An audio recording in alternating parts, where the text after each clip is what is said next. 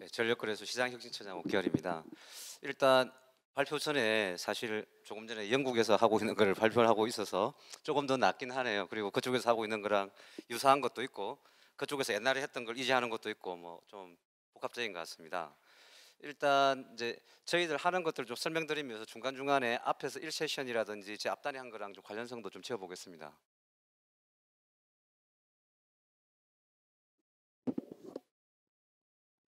네, 순서는 필요성하고 그다음에 저희들 전력거래소가 하고 있는 한 사항을 좀 말씀을 드리겠습니다. 일단은 이 부분은 이제 제가 보통 그림으로 자주 인용하는 건데 사실 위에 있는 그림은 여전히 우리가 알고 있는 화석 에너지 3대 화석 에너지가 주류인 게 여전히 현재고요. 그렇지만 이제 지구가 살기 위해서는 2050년에는 대부분 다 그것들은 사라지고 주로 그린 위주로 바뀌어야 된다. 앞전에서 조공정 교수님 말씀하신 디카보네이제이션이 안 되면 안 된다라는 이야기가 되겠고요. 그다음에 뒤쪽에 노란 선 부분, 즉 대부분의 2차 에너지가 대부분 전기로 거의 도배가 돼야 된다. 이 이야기를 극단적으로 IE에서 보여주는 그림이고, 이 그림이 불과 지금 2023년인데 2050년까지 돼야 된다는 겁니다. 사실은 굉장히 빠른 시간 내에 돼야 된다. 그래서 앞쪽에서도 뭐 외국 분들 패스트 이런 이야기 나오는데 서두르면 서두를수록 최선이고 지연될수록 안 된다. 이런 이야기들이 되겠고요. 그리고 이 부분들은 이제 저희들이 시장 운영자로서 개통 운영자로서 많이 보여주는 그림인데 재생에너지의 주요 특성을 보여줍니다. 위쪽이 이제 태양광 때문에 주간 시간대 햇살이 매우 좋을 때 원자력도 하나도 필요 없을 정도로 태양광으로 다 전체 전력 수요를 다 도배를 할 수 있다. 근데 사실 이게 너무 많이 오면 원자력을 끌 수도 없고 이래서 문제가 됩니다. 예, 이런 시간적인 가능성 문제 이 부분에 대한 이야기가 많이 제기가 되는 거고, 아래쪽은 지역적인 문제를 보여주고 있습니다. 지금 그림으로서는 아마 별 문제가 없다가 호남 쪽에서부터 점차 빨간색이 심해져서 까만색으로 되면서 확산되고 있는데, 까만색이 거의 뭐 블랙아웃이라는 뜻이겠죠. 이 상태로 두면 블랙아웃이 된다는 겁니다. 저쪽 지역에 있어서. 그래서 전형적으로 이건 공간적인 문제인데, 크게 나눈다면 저희들 보통 뭐 주파수, 유효전력의 수급을 위쪽으로 볼 수 있고요. 아래쪽이 전압이라든지 무효전력이라든지 개통 안정성, 이 이야기를 구분해서 설명할 수도 있겠습니다.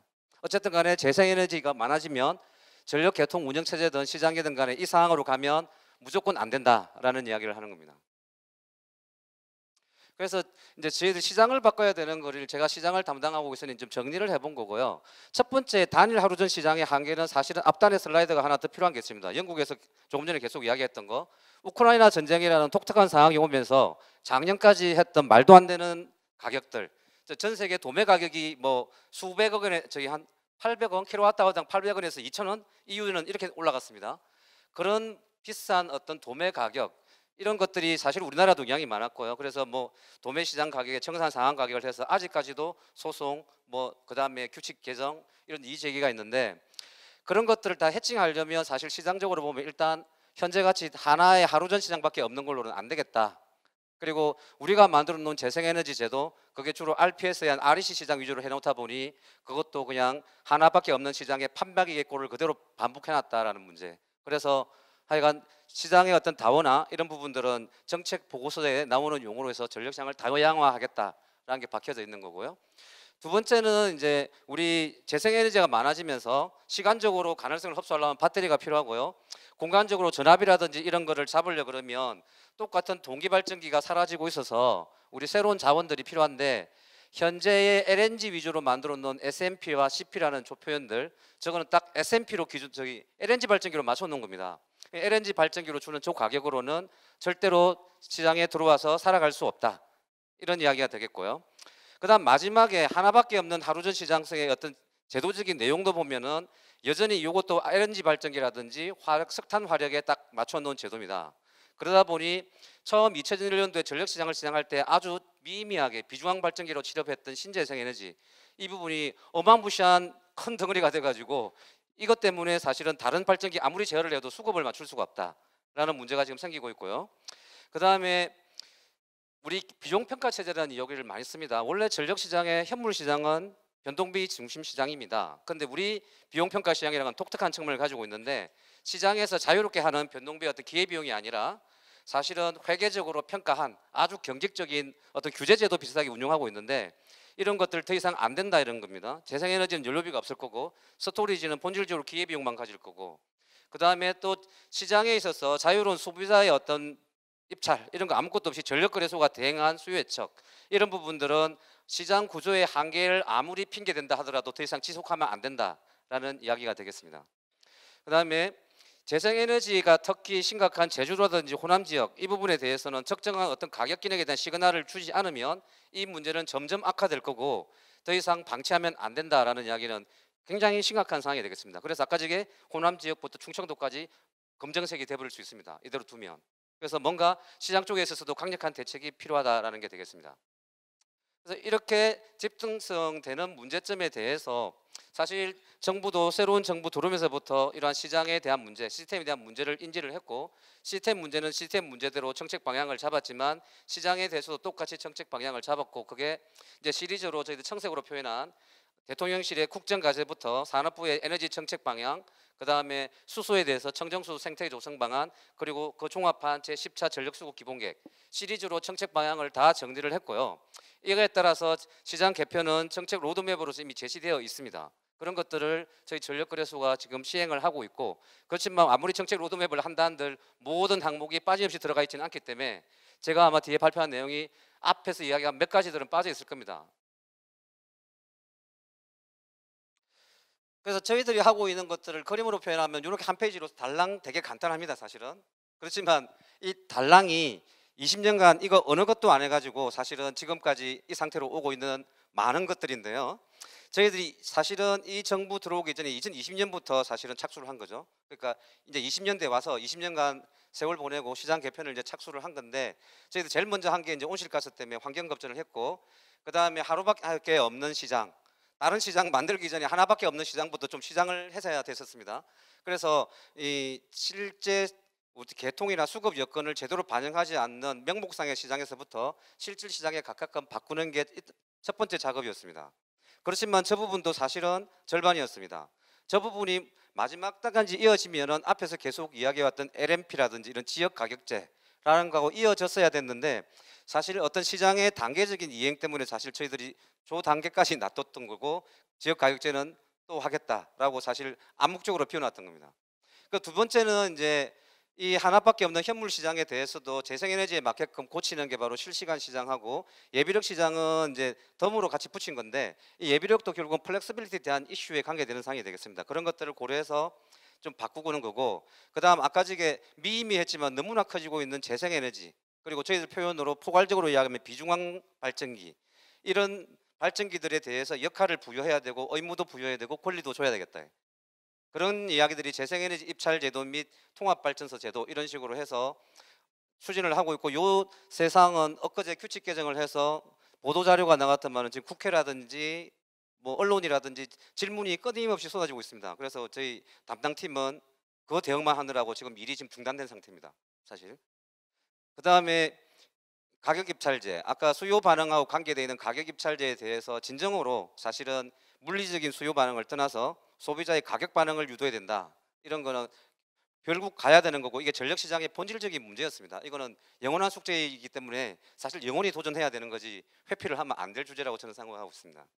그다음 나머지가 이제 시장 구조를 크게 바꾸는 형태 중에 하나가 이제 입찰 시장이란 것, 롱텀 계약을 도입하는 거였고요. 이게 아까 저기 나온 영국의 그린 파워풀 이전에 영국 정부에서 했던 이제 CFD 시장 그런 것들이랑 매우 유사한 게 저희가 표현하는 이 세 가지 시장이고요. 그래서 수소 발전 입찰 시장은 한국판 영국 CFD 시장이 시작된 게 바로 수소 발전 입찰 시장이고 그 다음에 곧 이어서 할 게 제주 지역을 시작으로 하는 저장 장치에 대한 장기 입찰 시장 그 다음에 저희들 추가적으로 생각하고 있는 개통 안정성을 위한 새로운 자원에 대한 장기 입찰 시장 이거 세 가지는 생각하고 있고 여기에 사실 비워놓은 게 있습니다. 리얼리 중요한 재생에너지라든지 이런 부분들은 지금 여기 비어 있습니다. 그리고 앞단에 재생에너지에 대한 정부 시장 말고도 그린 파워풀 이런 건 제가 뭐 내용을 확실히는 모르겠는데 대충 들으면 우리 아마 RE100이라든지 PPA 시장에 대한 어떤 문제를 좀 해결해 줄 수 있는 솔루션이 될 것 같기도 한데 그런 부분에 대해서는 이제 저희 내부에 우리 국가적으로 좀 거버넌스라든지 여러 가지 방향이 꼬여 있는 게 있는 것 같습니다.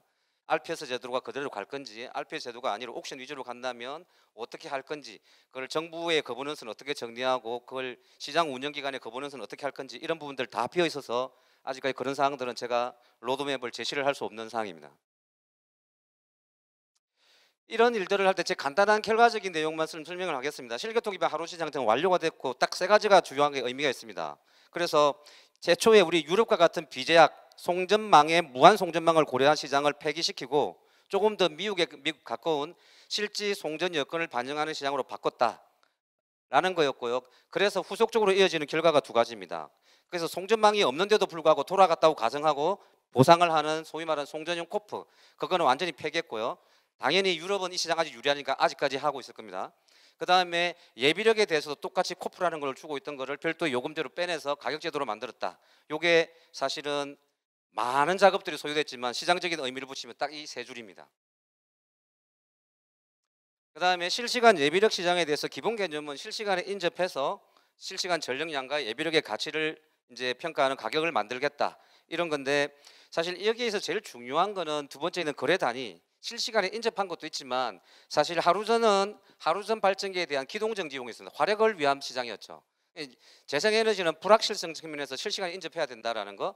두 번째, 변동성이 크기 때문에 거래 단위를 잘게 쪼개야 된다. 그래서 1시간 단위 거래가 아니라 15분 단위, 저희들 아마 개통이 전산 여건이 된다면 5분 단위 이렇게 좀 잘게 만들어주는 시장이어야 된다라는 게 제일 중요하겠습니다. 그래야만 플렉서빌리티가 가격으로 발현될 거다라는 거고, 그 두 가지 시장을 만들고 나면 세틀먼트 결제에 있어서는 자동으로 이중생산이란 개념으로 자동으로 이어질 겁니다. 이 부분은 규칙 개정 공고했고 사실은 다음에 표현되는 이 재생에너지 입찰하고 연계돼서 지금 많이 시끄러운 겁니다.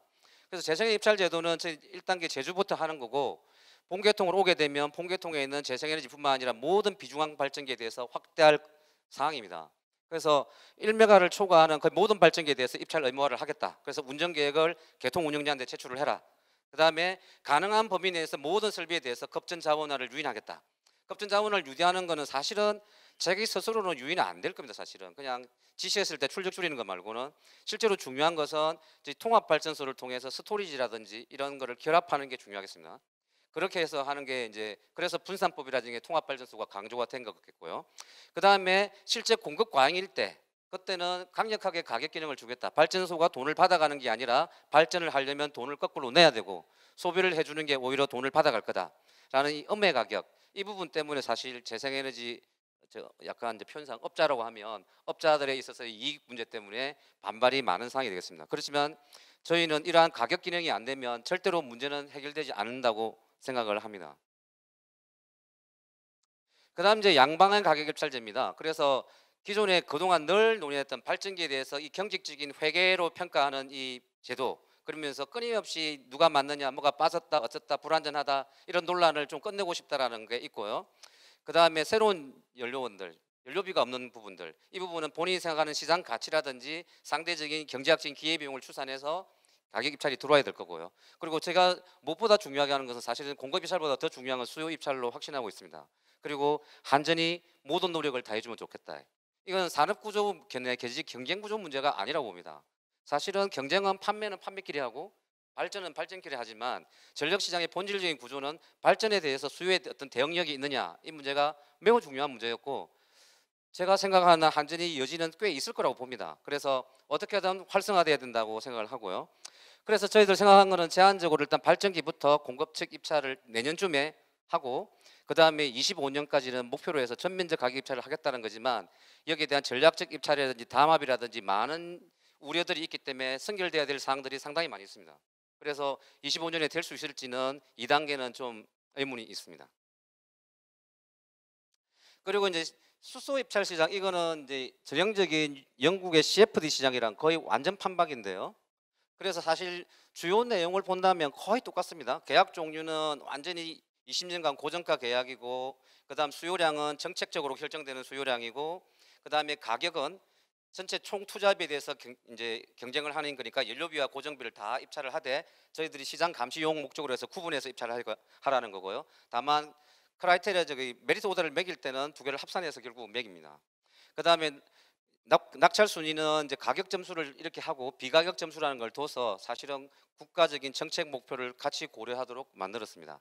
그리고 계약 가격은 자기가 투철한 입찰 가격 그대로 계약 가격으로 했고, 이 부분은 현물 시장의 한계 가격과 많이 다릅니다. 본질적으로 다르다고 생각을 해야 될 거고요.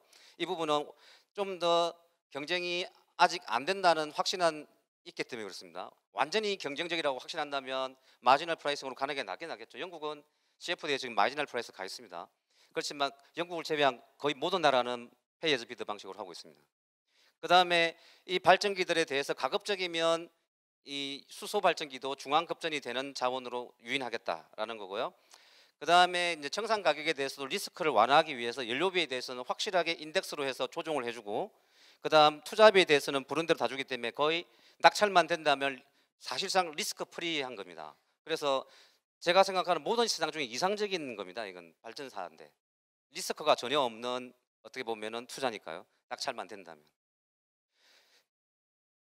이렇게 시장을 만들어서 지금 수소 발전 입찰 시장을 상반기에 이미 시행을 했고 하반기에 연료전지 시장을 할 거고, 내년 초에 이제 우리 터빈에 대한 혼소를 포함하는 혼소의 수소 발전 시장을 내년 초 또는 1, 4분기까지 저희들이 구축해야 됩니다. 그다음 저장 장치의 중앙 계약 시장은 앞단에 있는 이 롱텀 계약은 약간은 다릅니다. 본질적으로 얘는 앞단은 전력량 시장이고 얘는 어벨리빌티 시장입니다. 그래서 고정가 계약인 건 똑같을 거고요. 그렇지만 그리고 수요도 정책적인 물량으로 결정되지고 가격도 고정가 가격으로 하고 낙찰 순위도 가격과 비가격 정책 요소 다 고려하는데, 제일 중요한 거는 얘에 대해서는 계약의 물건 자체가 어벨리빌티라는 거. 그래서 실제적인 충전과 방전의 결정은 전력거래소의 중앙급전에 의해서 결정될 거라는 겁니다. 이 부분은 초창기 리스크를 최대한 완화시켜 주는 것과 동시에 현재로서는 배터리라든지 저장에 대한 시간이라든지 판단을 가장 정확하게 할 수 있는 게 개통 운영자이기 때문에 그렇다라는 거 이해해 주면 될 것 같습니다. 이런 시장을 이제 저희들이 쭉 만들고 있고요. 그리고 여기에 저기 다는 표현 안 돼 있지만 사실 같이 하고 있는 게 가격제, 이 부분은 저희들 좀 심각하게 하고 있습니다. 그다음에 제가 다 하는 건 아니겠지만 우리 재생에너지에 대한 PPA 그런 부분들도 다른 부서에서 하고 있고, PPA 관점에서 아마 그린 파워풀 이 부분은 좀 고려를 하는 게 전 좋다고 보고 있습니다. 왜 그러냐면 현재 PPA 제일 큰 문제가 초장기 계약인데 카운터파티 리스크가 생긴다라는 게 하나 문제가 있고, 두 번째가 제일 문제가 되는 게 바란싱 문제입니다. 이 만약에 개통 운영자가 그린 파워풀 형태로 가져간다면 그 문제를 거의 해결해 줄 수 있기 때문에, 다만 이데올로기적으로 개통 운영자가 왜 하느냐 뭐 이런 그 문제만 해결할 수 있다면요. 사실 뭐 어떻게 보면 저희들이 하나 똑같이 국가적인 롱텀 입찰 시장 중에 어떤 상중위 시장과 비슷한데 저희들은 개념적으로 생각하고 있는 대안들입니다. 그리고 이상 제 발표는 마치고 혹시 질의사항이나 이런 거 있으면 제가 성실히 답변을 드리도록 하겠습니다.